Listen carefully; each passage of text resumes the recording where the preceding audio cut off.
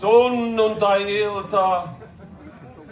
Juuri on saanut lihapullat syötyä ja olutkin juotua. Eikä oo kiire minnekään.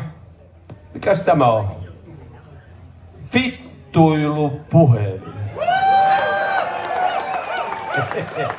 Täytyypä kokeilla.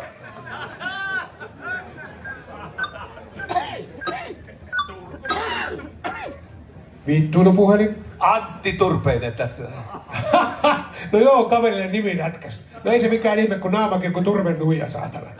No niin, jos nyt aluksi sanoit oman ikäsi ja ammattisi. 38, myyntipäällikkö. Älä valehtele, saatana, kyllähän tuosta rupisesta äänestä kuulee, että sä oot vähintään 70. Etkä ole mikään myyntipäällikkö, puotipuksu korkeintaan. No niin, persesilmä.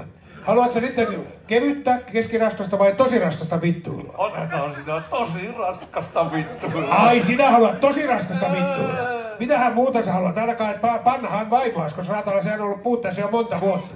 Saatana, sä et tiedä miten... Impotentti, saatana, mä oon pannut sun vaimoa. Mikä naurattaa, saatana, sitä on pannut puoli kaupunkia, kaikkiaan se tietää sen tavarakin joku ämpäri, kun se on kulunut sen.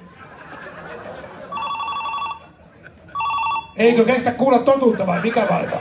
Vituttaako noin paljon vai mikä? Eikö...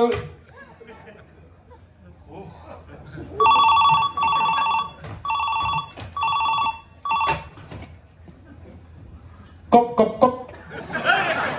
Sisään. Heitä homo voltti. Mitä muuta Turkuun kuuluu?